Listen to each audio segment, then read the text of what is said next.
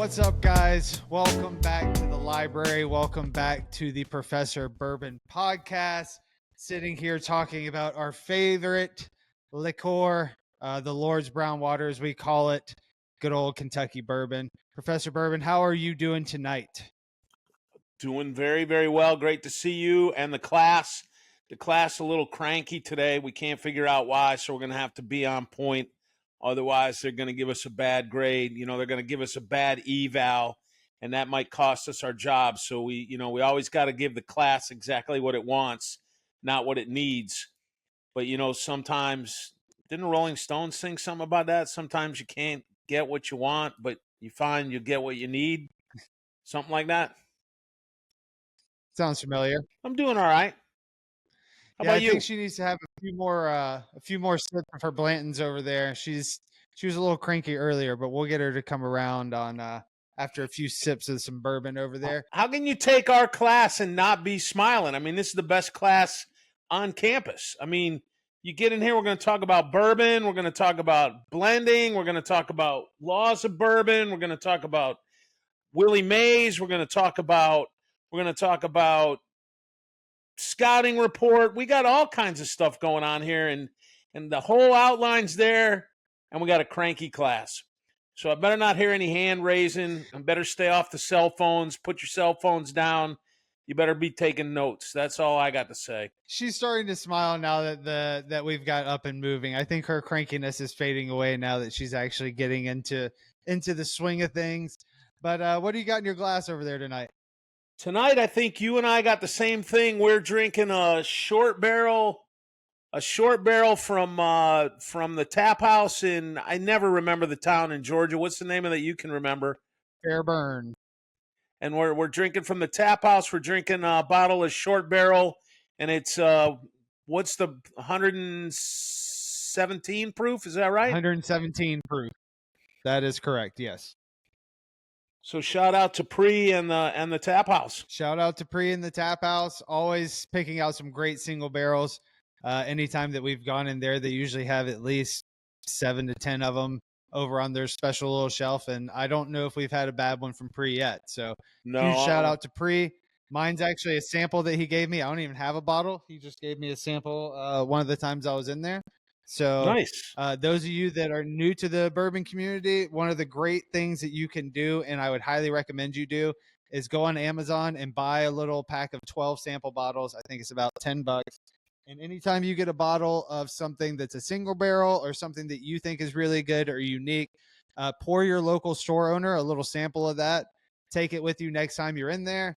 Don't expect anything in return. Just tell them that you really enjoyed this pour. You thought it was unique. It's from a really good, maybe it's a really good bourbon or a really unique bourbon or something like that. And you never know what you might get in return for things like that. I've built some relationships where people will, anytime I go in, they'll have a couple samples for me. I'll bring a couple samples for them. So I would highly recommend that moving forward in your bourbon search. And speaking of bourbon searches, scouting report this week, we do have a couple bottles that we got down here in Atlanta, which is nice. I know these are two of your favorites, but we have the latest of the Heaven Hill releases of the Barrel Proof, Larceny Barrel Proof, and Elijah Craig.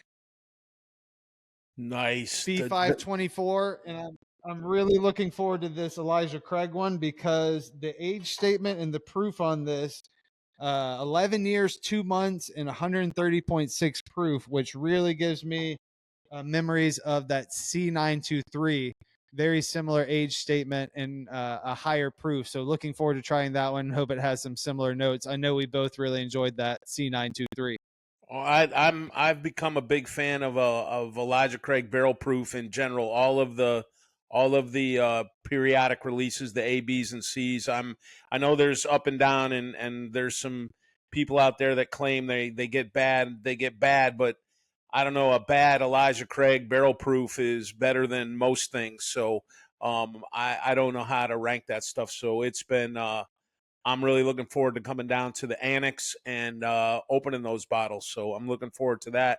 The other thing I was going to mention that I had in my glass, I had a little bit earlier, is I'm not a big cocktail drinker, as you know. I like to drink. I like to sip my bourbon like a gentleman in a nice glass with nice and neat.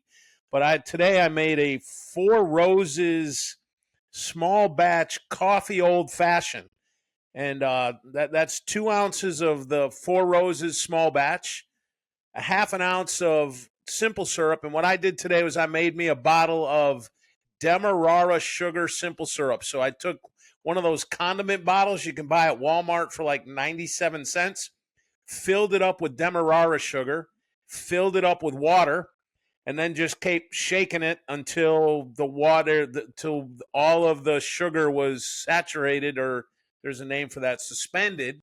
I believe suspended is the chemistry name for that, in the water, and made a Demerara. And then I used a shout out to Barrel Roll Bar Essentials for their espresso barrel aged bitters, and a couple of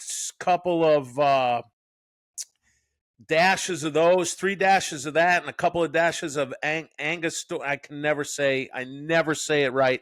Angostura orange bitters, a little bit of shaved Giordano dark chocolate on the top of it with a big square ice cube. That was a mighty fine cocktail, and I'm not usually a cocktail guy. So the interesting Nice. thing, and the chemistry of that is when you put water and sugar together and shake the sugar, and the sugar molecules break apart and spread out in the water. So that's how you get a homogeneous solution called sugar water, or what people call simple syrup. And making simple syrup, the other way you can do it and make an old fashioned is take the cube of Demerara sugar, put a splash of water in it, get a muddler, and kind of mush it up. The one of the problems is that makes it a little more granular. If you don't mind a little sugar grain in your old fashioned, that's another way to go. So I really enjoyed that old fashioned. Found that recipe, somewhere it came across my desk a week or so ago, and I ordered the bitters because out here in the country, you don't walk into the liquor store and get all the bitters you're looking for. So shout out to that, and I thought it was really good. And before I had this one, so because we're recording kind of late tonight. Yeah, those coffee cocktails are really coming a little bit more popular, at least in this area. Everybody's drinking espresso martinis. So I Nice. might have to try that coffee old fashioned, because I do like an espresso martini. Delicious cocktail, but I'd much rather have a little bit of bourbon. So maybe doing that coffee old fashioned's a little bit more my speed. I know you mentioned earlier to me in the week that Virginia actually had a couple drops this week. So did you have any luck up there with those drops? I actually did. We'll talk a little bit more in depth next time, but I ended up picking up a Blanton's. I wasn't going to buy a Blanton's because you walk into the drop, and it was a surprisingly. I went into 2 different liquor stores in the last few days, and they're like, nobody came out to these drops, and one of the reasons was they were Professor Bourbon's kind of drops. They were about single barrels, so it was Virginia's single barrel select. And then usually in Virginia, what we do is we get an email, if you're on the list, that says these bottles will be available. Who knows which ones will be in which stores? And then on the bottom it said, oh, and by the way, they can release any other allocated bourbon they have. Well, nobody went into the stores. I walked in an hour and a half after it was open, and there was cases of Blanton's on the ground. And I was like, I don't really want Blanton's. And I talked to my man Ralph at the Farmville ABC, and Ralph and I have had a lot of really good conversations there. And I said, I don't know. He goes, well, what are you looking for? I said, well, I need the N with the colon, and then I'll be all done. And he looks down and goes, here's an N with a colon. I go, well, that'll be my bottle for the day. And since you know me, I can't come back around and buy one. But my wife will be in here later to buy that Booker's 2024-02, which right now, if you're looking for a Booker's 2024-02, Virginia is lousy with it. They still have 2 cases of it left in Farmville. I was in Amelia headed to a meeting the other day, and they got a couple of cases on the floor, and it's exactly what I expected. I told them on Saturday, I go, there's no reason for me to buy this. It'll be here for a couple of weeks. And I went in today again, and it was still there. We'll talk a little bit more about those. And then on another recent trip, I went up to Ragged Branch, which is in Crozet, Virginia, which is really close to Charlottesville. I umpired a game with some guys, and I said, hey, you guys want to go to a distillery? So we went over to Ragged Branch, and I taught them how to sip bourbon. It was great. Unfortunately, I wasn't smart enough to take any video to put it on our other socials, and we sipped some bourbon, and I bought a bottle of Cowboy Cut from Ragged Branch, which is barrel proof, their new barrel proof bourbon, which came in at about 123 proof. And then I got a special release, the double oaked, where they put it in a toasted oak barrel later. And I haven't opened that one yet, and I'm looking forward to that. So it's been a busy 10 days on the bourbon, and I moved the bourbon counter. I didn't show you it up to 451, I think, is what the counter's at right now. Wow. And that's only here. That's that doesn't count collection. And that doesn't count the ones you have and Mr. Proof has out still in Nashville that I got to get. And a buddy of mine bought Little Book 8 for me in Kentucky, so I got that coming too. So it's been a busy week. Very nice. 451 bottles. I think that we need to get to work whenever you come to the annex. You need to bring several bottles, load me up with some samples, bring them down. I'll help you put a dent in that while you're in town here in a couple weeks. I would definitely be down for that. Have you been able to put a dent in any of those books that we mentioned 2 weeks ago in the episode? I know you picked up a bunch of books when you're on the Bourbon Trail, so we usually talk about what you've read. So have you put a dent in any of those books yet? I have put a dent in, and I put a dent in this book by Brian Hara, and you may have seen him in the documentary. I think it was Neat he was in. And he wrote this book called Bourbon Justice, How Whiskey Law Shaped America. And he says here in the beginning, he's going to make the case that bourbon history tells the story of American history.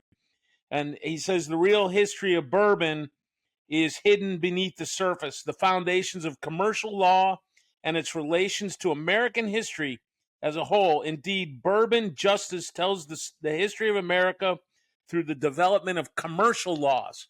So this dude's right up my alley, right? We're going to talk about laws and rules and things like that in terms of bourbon, and how bourbon it helped us in terms of trademark laws, breach of contract laws, government regulation, taxation, consumer protection. And so far I have some nits to pick, but I don't really. We'll see how it goes a little bit further, but it's an interesting read so far. I think we'll have some fun talking about some of the chapters. Some of the chapters he's going to talk about. The whole book is based, by the way, on court cases. So everything they do is based on court cases, and he argues that court cases provide real evidence of things. That's where my nit to pick is. But we're going to talk about bourbon drives the development of the trademark. Old Crow provides the most comprehensive trade name case study. Bourbon expands trade name rights. We're going to talk about bourbon marketers. Bourbon leads the nation to consumer protection. That was part of the Bottled in Bond Act. It tells a story in Prohibition, and then how we got fake distilleries and secret sourcing, and then truth in labeling. And there's a story here about, right now, I didn't know this, and it'll come up a little bit later, but Maker's Mark is the only liquor, period, not whiskey, but liquor, that can use red wax to dip their bottles in. And there was a court case on that. Because apparently in the 70s, late 70s, when vodka was taking over, somebody wanted to, and it was a big company, might have been Viaggio or something, wanted to dip their bottles, I haven't gotten to that chapter yet, into red wax, and Maker's Mark sued him and said, hey, we're the only guys that can do that. And so it's going to be, I'm looking forward to reading it.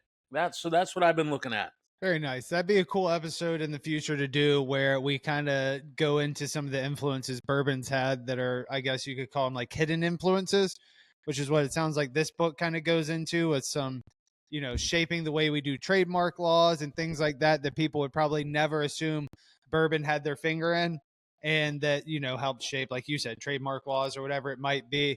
I think that could be a really cool episode to kind of educate people on how important bourbon really has been in this country, how long it's been involved in this country, especially us down here in the South, and how it's kind of shaped certain things in our culture and our society pretty much. So that would be pretty cool.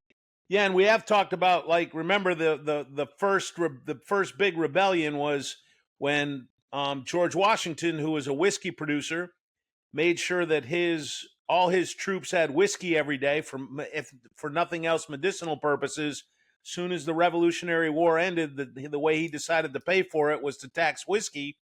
And the whiskey farmers in Pennsylvania said they didn't want to do that, and they actually, I think, I don't remember if it was tarred and feathered, but hung a whiskey revenuer looking for tax money, and that led to the Whiskey Rebellion, and then that led to a whole bunch of people moving west to what was then Kentucky County, Virginia, which was why they moved into bourbon, because corn was better there, and we've talked about this before, grew better in Kentucky than rye did, which grew better in Pennsylvania. So that's kind of one of the births. So George Washington might have inadvertently started the birth of bourbon, because that was in like 1788, 1785, like that. I guess 1784 is when they say Elijah Craig was the first guy to do the bourbon thing, but some of that's all, and most of that's all just lore. So I'm hoping this book will fill in some of those holes. And that's the kind of stuff that we kind of want to go into on this podcast, more than just tasting bourbon and telling you what we think it tastes like or what we do and don't like. Kind of that history of it, how it ties in to the history of our country, things like George Washington and the Revolution and things like that. So that's really cool to kind of tie all that together.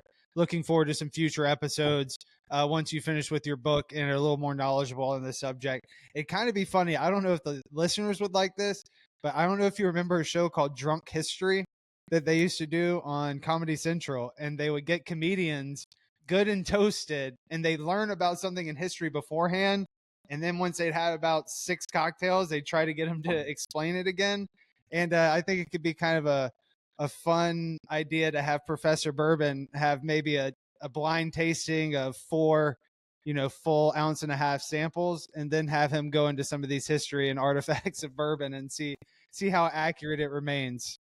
I think if you gave Professor Bourbon 4 1.5 ounce pours, I think the class has seen that before. I think that was Asheville around the campfire. I don't think that went really well. No, you were kind of stumbling back and forth as you were talking, kind of giving us one of these leans back and forth as you had your bourbon glass in your hand. But it was fun for us. So I don't know. Maybe it could be fun for the listeners. Maybe we'll try it out. And if it stinks, we'll just delete it and move on to the next thing. But I know when we were talking about this week's episode, we had discussed that we wanted to kind of go into the art of blending bourbon and blending whiskeys. And so I'm going to let you kind of explain the difference. I know a lot of people will say that, most bourbons are blended unless they're single barrel, but we're talking more specifically about blending different finished bourbons together to make one single product.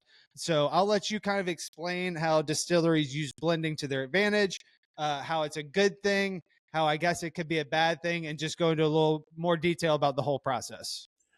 Yeah, the interesting thing is blending. A lot of people think that blending is a bad word, and that anybody who's blending is you're blending because it's not straight whiskey. It's not. And it was actually funny because as I was kind of breezing through, remembering some of the chapters here, one of the things that happened under William Howard Taft, he took the unprecedented steps. Hara says that in 1909 of formally defining straight, blended, and imitation whiskey to further protect the public, to provide assurances that the public could know exactly what they were buying and drinking. I always take those kind of claims with a little bit of a grain of salt, but most people kind of, especially in American whiskey, kind of turn their nose up at blending, and blending is a different way of bringing a product to the market, which in Scotland is a pretty standard idea, which is why when you hear a single malt kind of raises to a higher level, but blending is kind of more more what's going on. But basically all blending is the combining of 2 or more whiskeys, usually from different distillers with different mash bills. So it as simple as that might sound, it's kind of complex, because if you're going to blend a whiskey, you have to understand what works with what. You're not, you can blend a whiskey at your own house. Like you could take a couple of different say you take a Jim Beam product and a Wild Turkey product and mix them together on your own. So basically, once you understand kind of the basics of whiskey blending, it's a very interesting process. So you and I and the class in our first one of our, I think it was in our first bourbon trail, went to, what was it, Billets, Billets and Bourbon, which is Billets and bourbon, I think, or billets and barrel and billets, or billets and Billets barrels. and Maybe Barrel, I'll get the class to look it up. Billets and Barrel, which is right next door to the Louisville Slugger Museum. So if you're ever in Louisville and you like baseball, as the both of us do, go to the Louisville Slugger Museum's worth seeing. And if nothing, touring the museum is cool, but seeing the bats that the guys actually used. I think Hank Aaron's bat, which meant a lot to you being from Atlanta, was there, and you could touch it, right? Oh, yeah. Wasn't it in a place where you could touch it?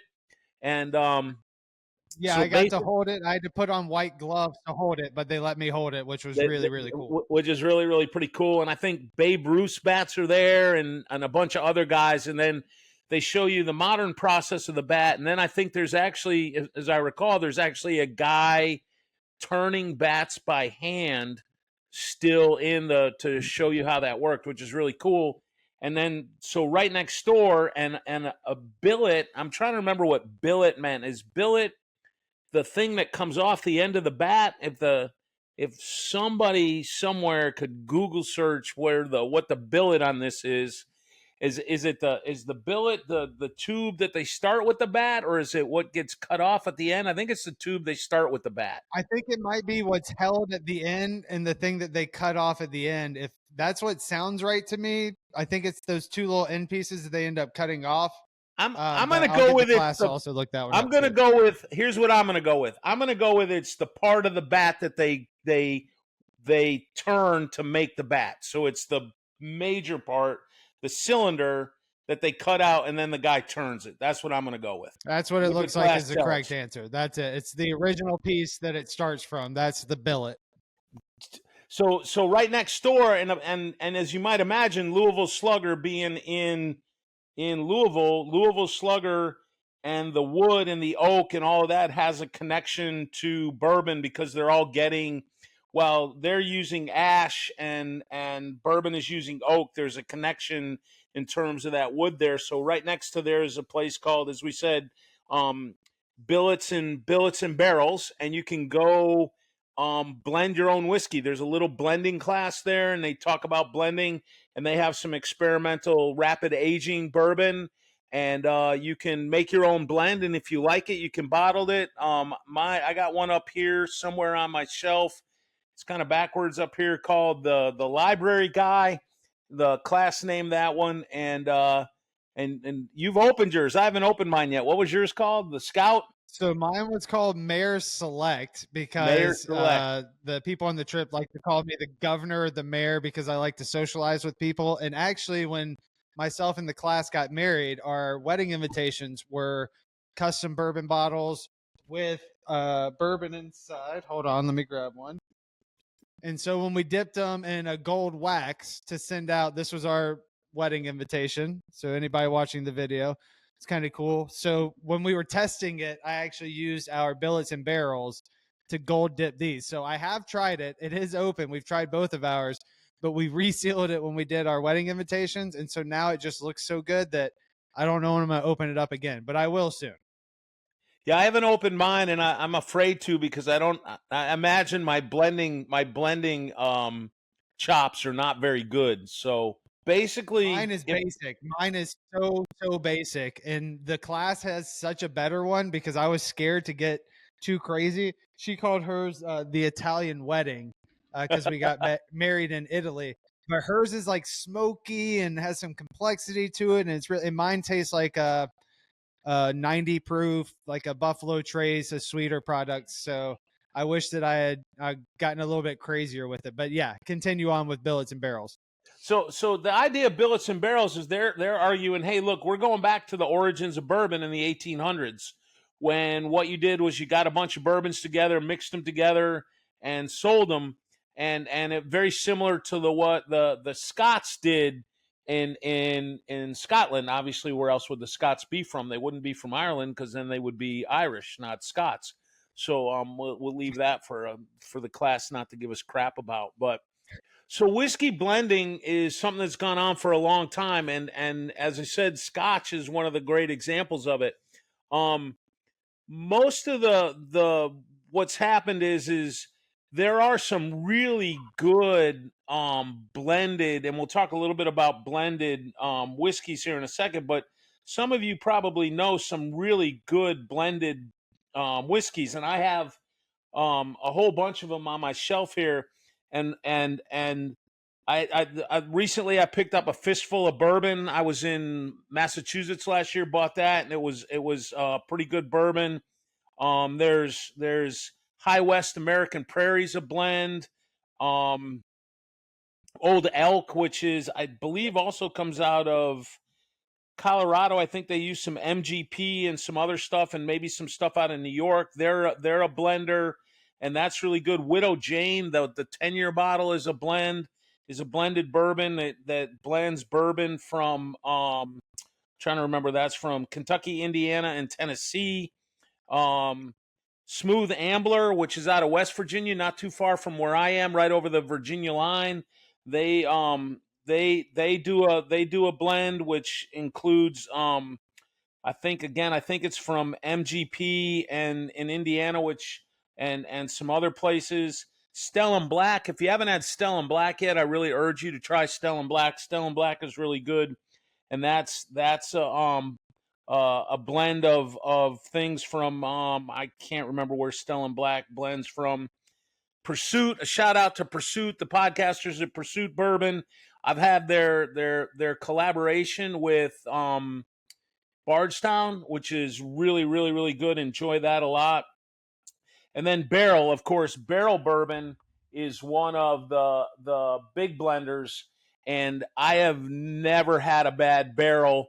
And then Bardstown until this year, their Disco series and their Fusion series were all blends of different whiskeys from different states and different mash bills, um, and they were kind of crowdsourced at their own place where they would everybody, and I think we've talked about this before, everybody that was working in the distillery got to kind of have their hand in that. So blending whiskey Hold is on, we got a delayed. Hold on, we got a delayed class noise. I just heard you'd mentioned MGP several times, and I have a feeling that there's people out there that if they've been around the bourbon community a little bit, they've probably heard that term MGP mentioned before. Can you go into a little more detail about what MGP is, please?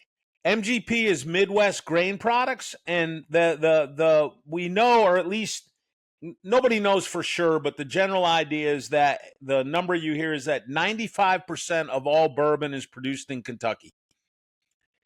I don't know that that's true anymore, given how much bourbon is still produced in Kentucky. Now there's more barrels of bourbon than there are people with the expansion of Buffalo Trace, with which I found out today used to be called the Ancient Age Distillery before it was bought by Sazerac, I believe, and it was almost bankrupt in 1979. It only had 59 employees, I believe.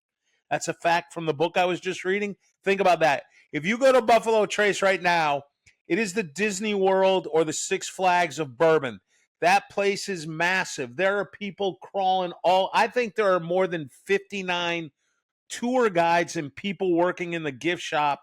And I could look up the number, but I believe it was in 19, and this again comes from I'll end up reading the whole book. I won't read the book, but we can fact check me later.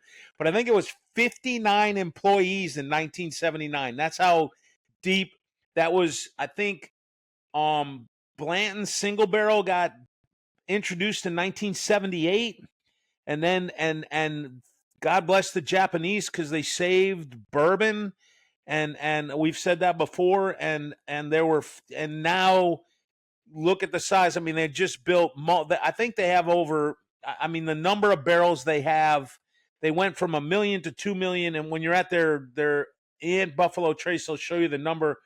They're at 8 or 9 million barrels they've bottled, and they might have 1 million barrels on their campus right now. So at that time, bourbon was about done, but the 95%, the most of the other 5% probably comes from in Southwest Indiana, right across the Ohio River in Lawrenceburg, I believe, is where Midwest Grain Products is. And Midwest Grain Products, I believe, is the largest distiller of spirits in the United States. And so I'm sorry, Blanton's was 1984, not 1979. I know it was a little bit behind on, or 78. I was a little bit behind on the date. So 84. So was it Jason in Kentucky, or Kentucky Jason won't yell at me again, and God bless him if he does, because I want to rile up. What was it? Jason in Kentucky was mad at me about the name of bourbon. I think so. Yeah, that sounds right. Those that corrected you about what the origins of the name of bourbon came from. So yeah, or we should always say, correct yourself. Tried to correct me, because we shot back at him with the book tried to correct you. Right, yeah, we shot back at him. That's okay. Always try to correct me. There's nothing wrong with that. But Midwest Grain Products is the world's largest contract distillery. It's in Lawrenceburg, Indiana. They distill all sorts of stuff. They have another giant plant just outside of Cincinnati, and they've gone back and forth, and now they've the thing I had in my glass a little bit, I have now, because I'd poured it before we started, was the Remus Straight Bourbon 6-year, and now they've kind of rebranded as Ross and Squibb. So you also hear Ross and Squibb Distillery for Midwest Grain Product, but it's a massive contract distillery. And it's a place you can't really get a tour of or anything. I've heard of some people getting to look at it, but it's a massive distillery that does mostly contract stuff, although they've started putting their own name and label on things more recently. For example, Remus bourbon. So MGP is Midwest Grain Products, or Ross and Squibb. And again, they're the largest, if not the largest, distiller in America, because they do more than just whiskey. I mean, if there's a distilled product, I'm pretty sure they do it. And they are massive distilled spirits, and they do some branded spirits. They even do some food ingredient stuff, and they're all over the Midwest: Kansas, Missouri, Indiana, Kentucky, and in fact they have outposts in Mexico and Northern Ireland and things like that. So when we say MGP, think of if you wanted to start your own bourbon company right now, you go to MGP, you tell them the mash bill you want, you go to their place, you pick a barrel, you bring it back, and you write it as the Scouts Bourbon. You pour it in a barrel, and you just write the Scouts Bourbon. And if you do it right, you don't tell anybody. And this is one of the bad parts about bourbon, is people don't tell you where the stuff has come from, because there's lots of non-disclosures and things like that. So it's an interesting part of bourbon lore and bourbon history, that we don't always know where our bourbon comes from. But that being said, the 95%, most of the other 5% probably comes out of just across the river in Lawrenceburg. So that's what MGP. Well, speaking of, if you were starting a distillery, if you were to be starting a distillery, blending whiskey or blending bourbon could be a huge help. And I know one of the last ones you listed before we got a little sidetracked by MGP was Bardstown Fusion Series. So maybe you could go into a little more detail about how a company like Bardstown could use blending to their advantage in the early stages of them being a brand and a label, and then kind of as they age their own bourbon, phasing out some of the blends and things like that. So maybe you can go into a little more detail about how Bardstown used that. Yeah, Bardstown had 2 series for a long time, called the Fusion Series and the Discovery Series, and they would use some of their own juice, and I don't remember when Bardstown was founded. I want to say it was in the 20 teens, and they started producing and distilling. As we know, when you distill bourbon, it's going to have to sit in a barrel for a while. And so you have all this white dog, and you can't turn it into bourbon. We know by law, though, all it has to do is basically be poured through a new charred oak barrel. You know, if it touches a new charred oak barrel and comes out the other end, it's bourbon, provided it fits the other rule. 2014, I believe, is when they were founded. And so if you have to wait 6, 8, 10 years for your bourbon to be ready, for your whiskey to be ready, one way to make your own product is to buy and source whiskey. And you can do it either by buying barrels that are already made, like go to MGP and go and pick out barrels, or you can contract. Say, I want this mash bill aged for this long, which again runs into the problem of getting the barrels, getting them, aging them. So you can buy barrels, buy a bunch of different barrels, mix them together, and create your own blend of whiskey. You could buy them from MGP, from say Dickel, MGP, maybe Jim Beam, whoever's willing to send you a barrel. Bring them all together, and if you look at barrel, and even both Bardstown and Barrel, if you look at the Discovery series, which usually people call the Disco series, or the Fusion series, on the side of the bottle, it will tell you the bourbons. It won't tell you where they came, who they are, but it'll say this percentage was 9-year-old with this mash bill from Kentucky. This was this much of this age from Tennessee, this much from this age of Kentucky, this much of this age from Indiana. And those would be listed on the side. So they were trying to be transparent about what they were doing, and then blend them. And they had two versions of that: the Fusion series, which was a little lower price, and then the Disco or Discovery series, which was a little higher price. Since they came out with their own bourbon, they called the Origin series, which we've talked about before. We were lucky enough to, on their Whiskey Thief tour, have the October before it came out. So the idea of the Disco series is the Disco series was a little bit more aged, hand blended, and the hand selected more aged bourbon, where the Fusion was a little bit younger. And remember, in bourbon, if you have a bunch of different bourbon in a bottle, the age statement has to go to the lowest aged bourbon in the bottle. So if you have a blend of a 5, a 10, and a 20, it's a 5-year-old bourbon. Even if it's like 1% of that is 5-year-old, then the age statement is 5-year-old, because that's the youngest in the thing. So the Disco series is stuck around. In fact, the Disco 11 is getting really good reviews, and I love the Disco 11. It's one of the ones, every time I'm kind of looking around in the library going, what do I want? I go, man, that Disco 11 looks really good. And I really do. And Bardstown and Barrel have made blending kind of not a 4-letter word anymore. And we've talked about some of the other ones: Old Elk, the Smooth Ambler, and some of the other guys. So blending is a way to get barrels, put them together, and create a profile that's unique to you, and then you become what they call an NDP, I believe that's the right initials, a non-distiller producer of bourbon. So Barrel doesn't distill anything. Stellum comes from Barrel, both the blue label and the black label. And now I think they might be phasing out. I'm not sure. It's been hard to kind of figure out what's going on with them. I haven't really looked real hard, but they have their new 5-year-old, which is called, I can't remember what their 5-year-old is called, that they plan to have all the time. For a long time, the Bardstown things, they were distilling their own stuff, but they weren't putting it in their bottles, and they started to do a little more of that as that came along.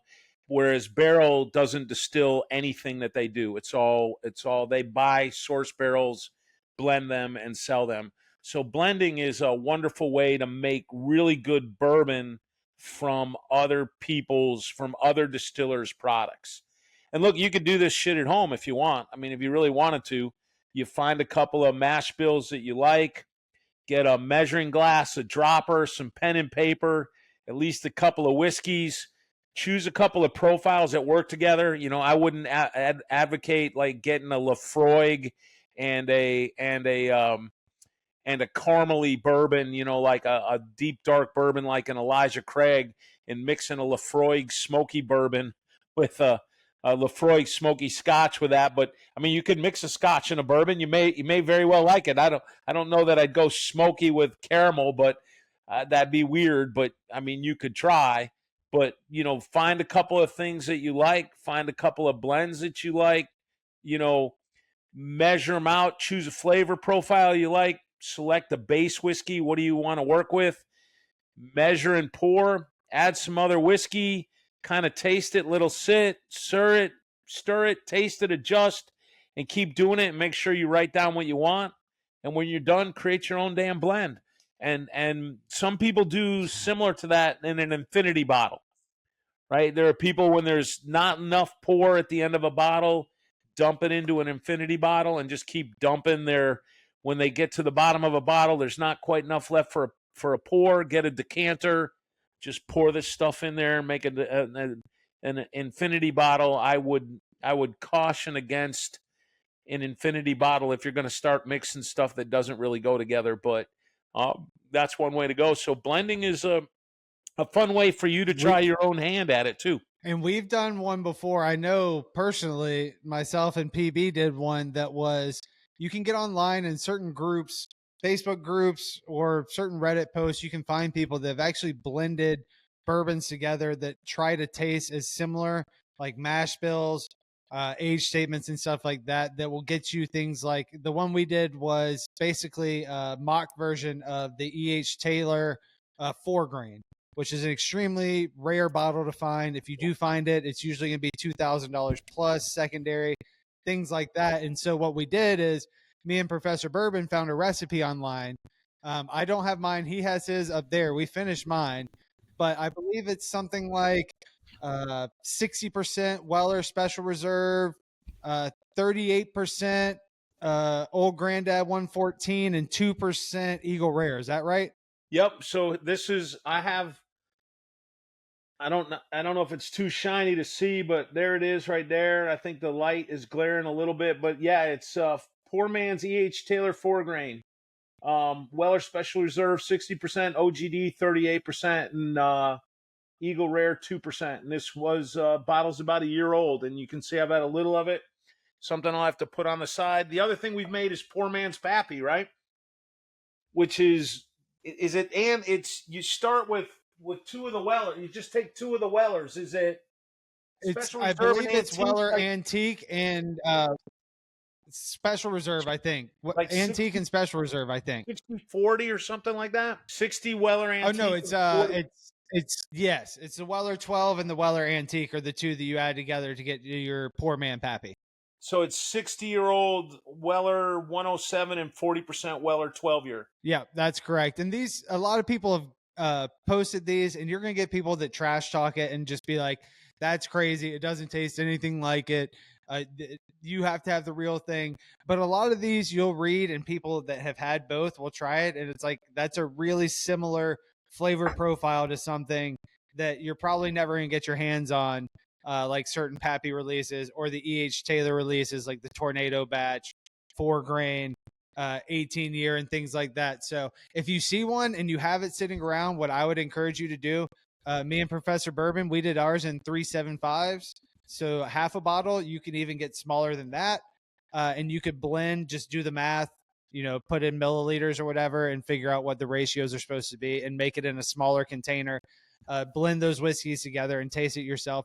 You never know when you might mix something together that ends up being your favorite bourbon, and it's a blended bourbon. And that's why I like the way you said at the beginning of the episode. A lot of people have a real negative connotation towards the term blending when you think about bourbons or whiskeys, because it kind of gives you the idea of I have to blend this because the flavor's not good enough. So I have to bulk it up with something else to make it taste better. And that's not necessarily the case. It could just be blending flavors to try to create this new flavor. And they're great bourbons. And I'm sure a lot of great bourbons put together aren't great bourbons, but you never know when two even semi good bourbons put together can make something great. So I think blending is definitely a cool experiment you can kind of do on your own. In fact, when I made the poor man's Pappy, I did it in a Glencairn glass. I got a little beaker. I got a little beaker, and I did the 60-40 ratio, put it in a glass, shook it up, put a cap on it. I got one of these Glencairn caps that kind of fits right down in the glass. One of these guys fits right down in the glass like that. shook it up a little bit, let it sit for like a day with the cover on it, came back the next day, swirled it around, drank it. You know what? It was pretty damn good. Why Yeah, not? and if you're having to use bourbons that you don't want to, sacrifice half a bottle or something to do a blend, do what you just said. Make a Glencairn's worth, or make, a tiny little flask worth, and just be sure you get your ratios right. Write down what your ratios are, and if you really like it, that could be something that you keep on your bar. You can make a custom label for your bottle. It's something unique that you can give to friends whenever they come over to have a pour. So yeah, I would highly encourage trying out blending, because we've had fun with it. We probably should try a little bit more of it as well. No, I mean, and it's fun too because you can make your own, create your own blend. Maybe we should do that. Create the Professor Bourbon blend of something, and then nowadays with printers and stuff, you can wrap a label, print a label, stick it on the bottle. Make your own thing, and hell, like you did, like you said with your wedding invitation, give it to people. Hey, I blended this. I really like it. Why don't you give it a shot? So yeah, I like that have idea a fun with it, lot. man. Having a Professor Bourbon blend. Stop being a snob. Have some fun with it and see what happens. Some of my favorite bourbons are blends. I love me a single barrel. Don't get me wrong. I love me a single barrel. And 9 times out of 10, I'm going to be a single barrel guy. But I'll tell you what, I keep going back to that Bardstown shelf over there, whichever direction it is, because it's backwards here.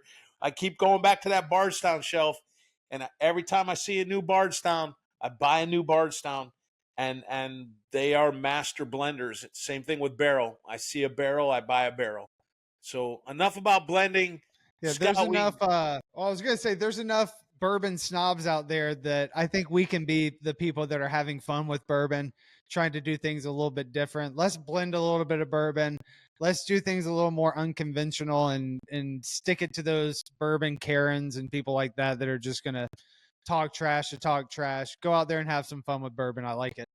yeah, and last thing on the blending is I when I went to Barrel and I told that story is I bought a bottle of the Gray Label 15-year-old Barrel bourbon, and look for that on our TikTok. Go to Professor.Bourbon on TikTok. Hey, please, if you haven't subscribed to TikTok yet, we are minuscules away from a nice round number that's going to help us a lot. So as always, you know, like, subscribe, comment, and go to TikTok. Subscribe to our TikTok. Get us over the hump so we can annoy more people with this nonsense. So and we on the other end, let's go over to the baseball thing and the scout thing. I'd like to recognize and get a little moment out, a moment for our. This is more to the scout than to me, but we heard just before we went on the air that Willie Mays had passed today. So we'll take a quick moment to remember Willie Mays, one of the first and truly five-tool players. Yeah, we'll raise a glass to that. Willie Mays, one of the greatest baseball players of all time. Myself and Professor Bourbon are both big baseball guys. So shout out to Willie Mays, five-tool baseball player. Professor Bourbon tried to quiz me on it earlier of what the five tools of baseball are. So I'll go ahead and tell it where he knows that I know. Power hitting, hitting for average, speed, fielding, and an arm. And if you haven't seen the catch that Willie Mays made, just go to YouTube, type in the catch, Willie Mays. Even though I would argue Andrew Jones had a better catch, we won't go down that road today. But Willie Mays, a complete legend in the game, class act. So raise a glass to Willie Mays for tonight.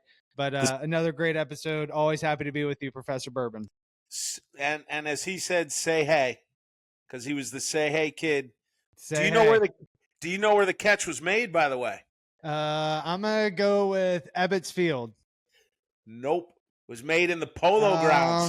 The Um, Polo Grounds had that big long that was my horseshoe. next guess. I That was swear like that was my next one. that was like 509 feet to straightaway. And what made that catch amazing is he made that catch something like 500 feet from the plate, turned around, threw the ball in, and kept the runner from advancing. Go look at the whole thing. Man, Shout when I out was to Say Hey Kid, R.I.P. real quick on the say hey kid, one time I went to a Mets game to see the Mets and the Dodgers when I was in college. My buddy and I went down there. We went down there and it was It was 483 feet from home plate. I told you it was a long way from home plate. We go to a Mets game. They're playing the Dodgers. We get to the Mets stadium. This is in like 1982, 1981. And we get there and we moved this to the game of the week. Back then, there was only one game every week on the TV. So they're like, the game's not starting until 4 instead of 1. So we go in the stadium. They have a home run hitting contest. Guess who I got to watch hit home runs in the home run hitting contest? No. Yes, I did. Really? Willie Mays. It was fantastic. That's pretty cool. That's when he was coaching for the Mets at the time, I believe. So until we'll leave it at that, please like, subscribe, comment. And until next time, sip some bourbon. Class dismissed. We make the class smile.